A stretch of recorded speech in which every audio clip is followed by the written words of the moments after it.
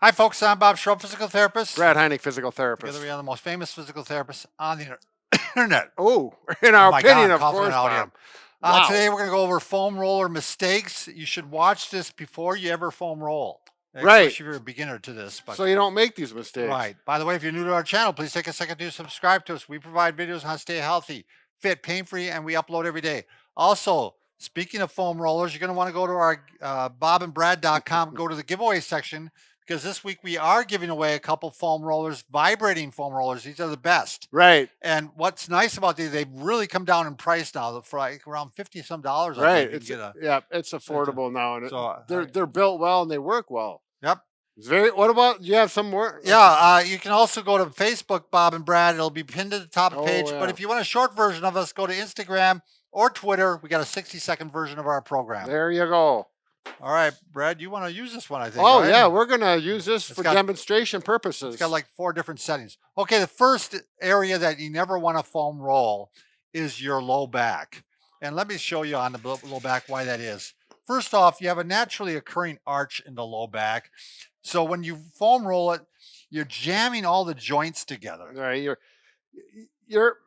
And plus there's no support there. And there you don't want to foam roll bones, right? And that's the spinous processes. You want to foam roll muscles, and you do that, you're going to hit the spinous processes, these bony protrusions, as opposed to the erector spinae muscle groups. Right. Now it does feel okay on the mid back to me because we're arched out, and even though we're on spinous processes, it seems like it works out okay. Right. It just works out better because I think the spinous processes aren't so prominent, right? And the muscles come out a little further. Very good point, Brad. The spinous processes are actually angled down. There you go. And these are angled out. Right. We're going to show you though one alternative you can do if you want to do the low back. Just go off to the side. Right. See, I'm not on the spinous processes. I'm not on the back. I'm not jamming it. I'm off to the side here. So. And you can do that, but we'll demonstrate. Yeah, why don't you do it right now? All right. So say no more. I'm going to get this thing. You're going to get it vibrating, huh? There, you can hear that. And doing a little dance. Yep. All right. So here we go. Again, how not to do it is right on straight on like this. But if you go at an angle like this, and I'm using my forearm and my leg here to adjust the pressure, and that way you can get as aggressive or not as aggressive. It should feel good. Feel into those muscles, not onto the vibrating there. Yeah, the vibrating voice go. And here, you want to do both sides. There we go. Should I? Oh, what's the next one, Next one is the hip. Same thing. We don't want to do it over a bony protuberance, we call it in the anatomy world here. You see me, Mike, here? So we got the greater tubercle here. No, trochanter. Trochanter. Tubercles up here. Yeah. Greater trochanter. And over that is actually some bursas, which you can get bursitis. It's a fluid-filled sac. And you don't want to irritate that. You don't want to roll right over the point of your hips. So yeah, it's just, I'm doing it right now. It's not fun. It doesn't feel good. But if I just turn my body and get into that glute medius and maximus, then I'm on the muscle. So you have to learn to work around that trochanter. Yeah, that trochanter. Yeah. You're just going to irritate it. You could actually develop some bursitis. Right. You could end up limping after that if you get after it too aggressively. Next one you don't want to do is your neck itself. Same thing. It's almost like the low back.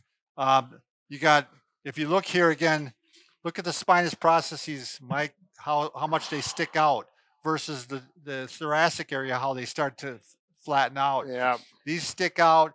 It's arched there. You're jamming the joints. It's just not a good thing to do. You can get the upper back, but avoid the neck. Right. So I'm doing where you can go right now, but if you roll down to here onto the neck, then it becomes very uncomfortable. It's just doing no good whatsoever. So stay away from that.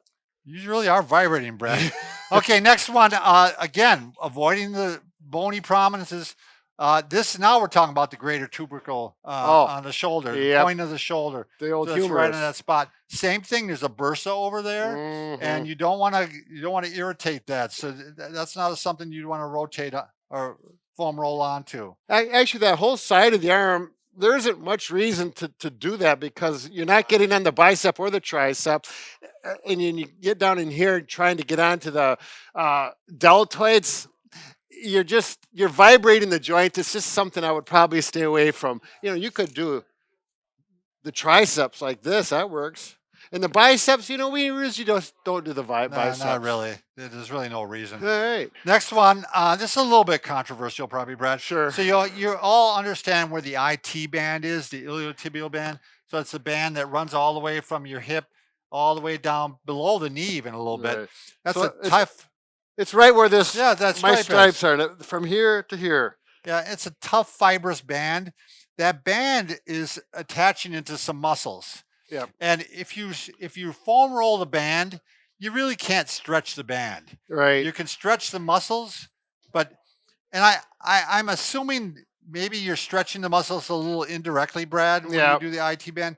But you're better off actually going right up into the muscles themselves and foam roll them. So Way there's- up here. Yeah, there's a tensor fasciolata, and Brad's hitting that right now. Yep. That's the muscle Yep. that attaches into the IT band. So why not stretch it directly? Right. So the mistake is to go over the IT band. Just go to the muscle that it's attached to. There you go. So, and the final bony spot that you'd want to avoid is the tailbone itself. That tailbone is a really small series of little bones here. And I don't want to get to the point where you actually get that out of place. You know what I Right. mean? You could Right. actually, I mean, that's how often these tailbone injuries occurs. You fall on your tailbone and you end up jamming that bone and it ends up out of place. Right. So So if I start at the belt line and you work your way up, now I'm a little different. I actually feels good to go on my sacrum, but that's a on whole the sacrum, that's this bone right here. That's a fine. solid bone. Yeah, that's solid. I just don't roll all the way down. Right. So when I get to here and I start to tip up, oh, I'm getting on a tailbone. It's a little sensitive. Your body's saying stay away from me. So don't go on that tailbone. Well, there we are. So Oh, foam roll with great pleasure, knowing that you're not doing the mistakes that we just pointed out. right. And we do have at least one or two videos on places that you should foam roll and feel good Yeah. and are really beneficial. So check it out. You Thanks bet. for watching.